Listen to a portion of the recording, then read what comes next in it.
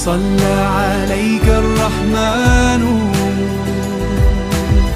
أزكى الصلاة والسلام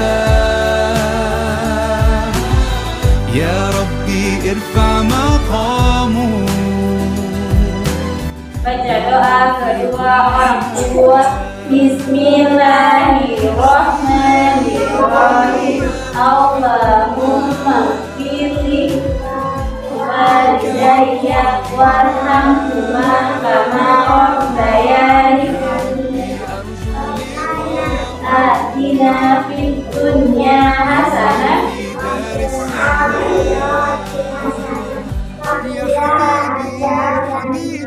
ya Allah, ampunilah dosaku dan dosa kedua orang tuaku. Bila mereka sebagaimana mereka waktu kecil. Amin.